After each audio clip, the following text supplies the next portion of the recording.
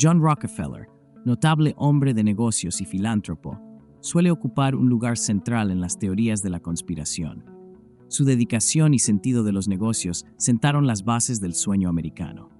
Rockefeller sigue siendo la persona más rica de la historia, con su riqueza ajustada a los dólares de hoy, estimada en $400 mil millones, superando las fortunas combinadas de Jeff Bezos, Bill Gates y Mark Zuckerberg. John nació en 1836 en Richford, Nueva York. Su padre, William Rockefeller, el segundo de 6 hermanos, empezó como leñador y llegó a tener una granja. En lugar de trabajar duro, eligió empresas dudosas. Afirmaba ser un reputado especialista en cáncer, trabajaba como viajante de comercio, desaparecía durante largas temporadas y reaparecía con caballos de carreras o domados. Rockefeller recordaba que su padre compartía con él los detalles de sus empresas. Desde muy joven, su padre comerciaba frecuentemente con él y le compraba diversos servicios. A los 7 años, John empezó a criar pavos para venderlos y ganaba dinero desenterrando patatas para los vecinos. Llevaba la cuenta de sus operaciones en un pequeño libro y guardaba sus ganancias en una hucha de porcelana. Con solo 13 años, prestó a un amigo granjero $50 a un tipo del 7,5% anual.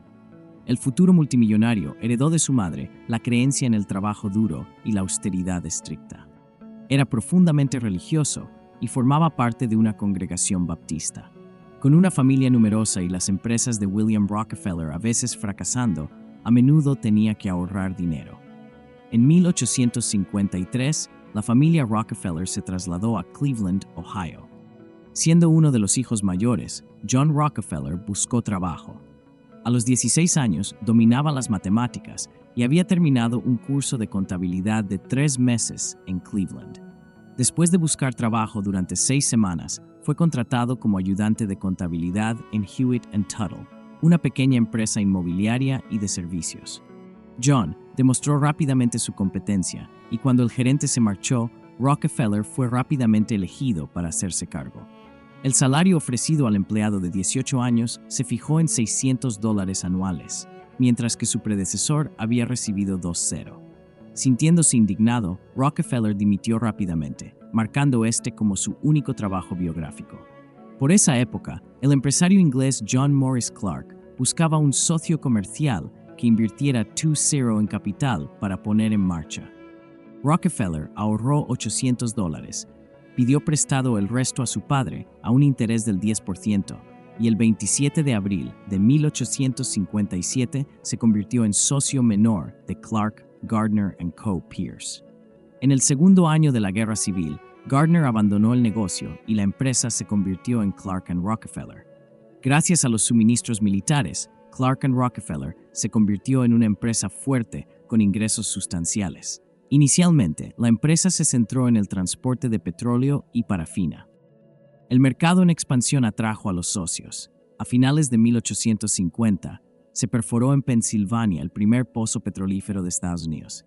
Pronto hubo un boom petrolero nacional y el petróleo se volvió clave para los ingresos. Además, las lámparas de parafina se hicieron populares, aumentando su demanda. Antes, el aceite de ballena era combustible de alumbrado. El comercio de aceite de ballena era arriesgado, pero refinarlo era más estable. Durante este periodo, Rockefeller conoció al químico Samuel Andrews, que trabajaba en el refinado de petróleo y vio potencial en la parafina para iluminación. Los socios empezaron entonces a construir la refinería Flats en Cleveland. A partir de ese momento, transportaron el petróleo y sus productos por ferrocarril. A los 27 años, John Rockefeller se convirtió en copropietario de una importante compañía petrolera. Compró la refinería a los hermanos Clark por $72,500, una cantidad enorme de dinero en aquella época. Los intereses compartidos unieron a Andrews y Rockefeller, lo que les llevó a establecer una nueva empresa de procesamiento de petróleo llamada Rockefeller, Andrews y Flagler. Rockefeller incluyó al empresario Henry M. Flagler como socio, junto con su hermano menor, William Rockefeller. El medio hermano de Flagler, Stephen W. Harkness, invirtió $100,000. La empresa desarrolló un ciclo completo de producción de parafina, desde la extracción del aceite hasta la venta del producto final. En 1970 pasó a llamarse Standard Oil of Ohio. Más tarde, valiéndose de sobornos, intrigas y tuberculosis, el piadoso Deacon, como le llamaban sus socios, consiguió descuentos de las compañías ferroviarias para el transporte de petróleo y empezó a dominar el mercado. En aquella época, había miles de pequeñas empresas en la industria petrolera y la competencia era intensa. Sin embargo, Rockefeller observó que todo negocio del petróleo es de caótico. Para tener éxito, necesitaba construir su propia infraestructura y asegurarse de que su empresa dependiera lo menos posible de otros. Tenía que encontrar la forma de extraer más beneficios de los pozos que ya poseía. La estrategia consistía en utilizar descuentos para mejorar la posición de la empresa frente a sus rivales y las empresas de transporte. Flagler, socio de Rockefeller, estaba en una posición privilegiada para conseguir estos acuerdos gracias a sus contactos como comerciante de grano.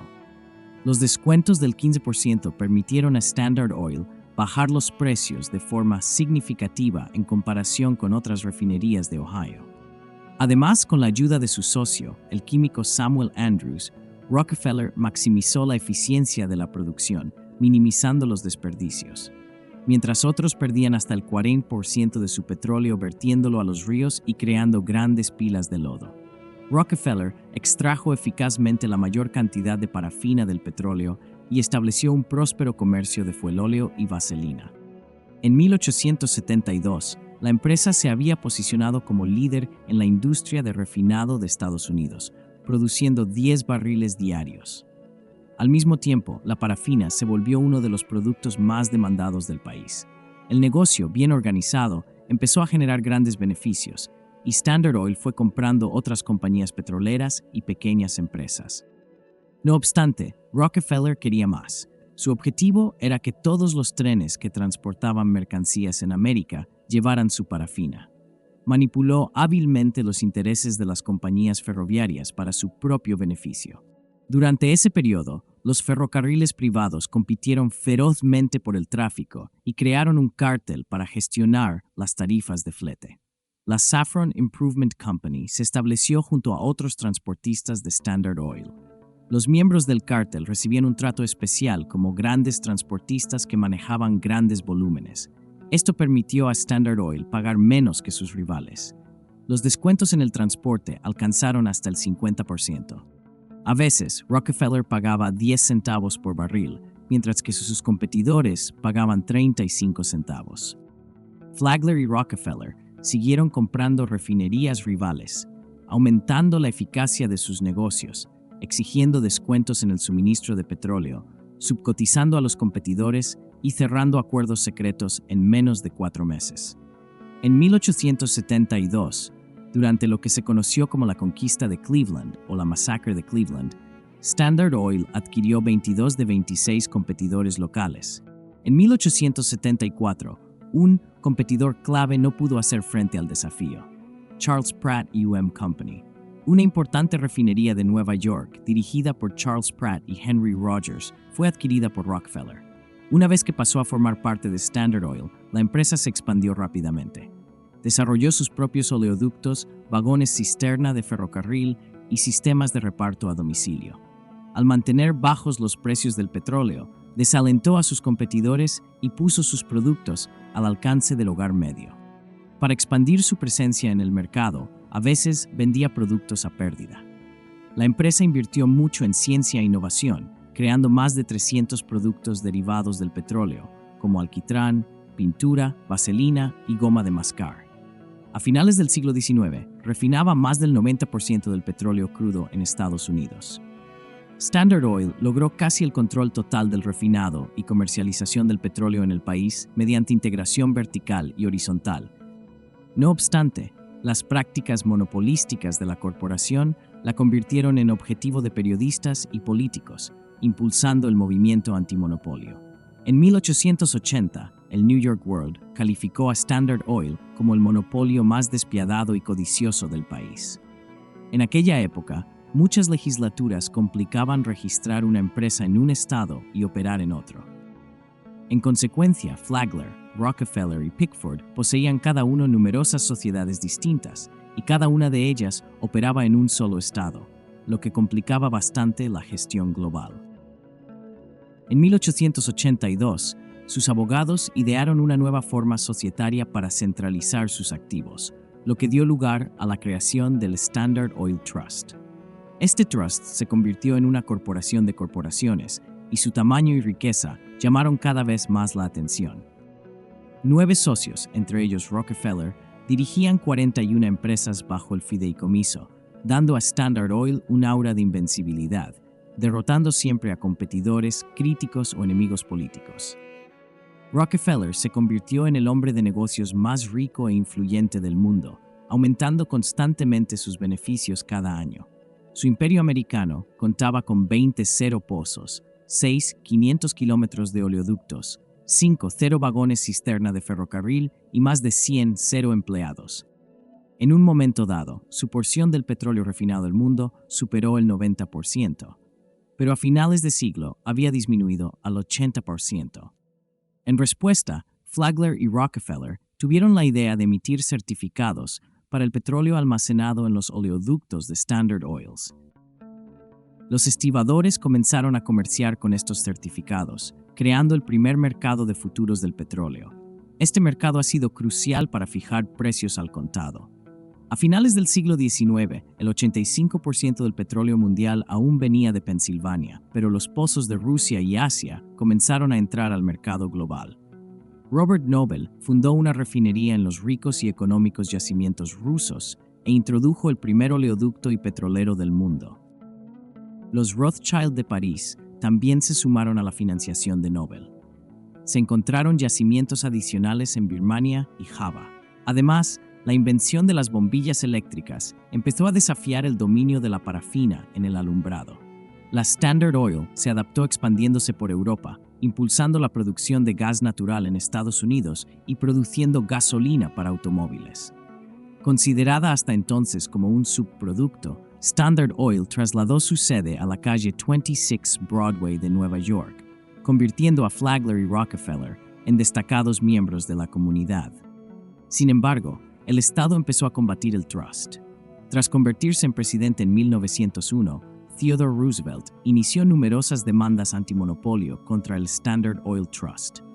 Finalmente, tras una larga lucha, en 1911, el Tribunal Supremo de Estados Unidos reconoció la violación de la ley antimonopolio Sherman por parte de Standard Oil Company. En ese momento, Standard Oil Trust seguía controlando el 70% del mercado del petróleo refinado y el 14% del suministro de petróleo de Estados Unidos. El tribunal ordenó dividir el fideicomiso en 34 empresas nuevas. Aunque Rockefeller se retiró y perdió el control, su riqueza aumentó al tener grandes participaciones en estas empresas. Al competir, el valor de sus acciones subió, convirtiendo a John Rockefeller en el primer multimillonario de Estados Unidos. Al final de su vida, su fortuna era de unos $1.500 millones. Hoy, la séptima generación de Rockefeller está creciendo y la familia suma unas 270 personas. Entre ellos hay banqueros, financieros, altos ejecutivos, jóvenes diseñadores, campeones olímpicos e incluso policías regulares. El fundador de la dinastía, John Davison Rockefeller, pasó la mayor parte de los últimos 40 años de su vida retirado en su finca situada en el condado de Westchester, Nueva York, y nunca hizo alarde de su riqueza. Sus empresas, como ExxonMobil y Chevron, han perdurado y evolucionado, convirtiéndose en pilares clave de la riqueza estadounidense, lo que demuestra su duradero impacto empresarial.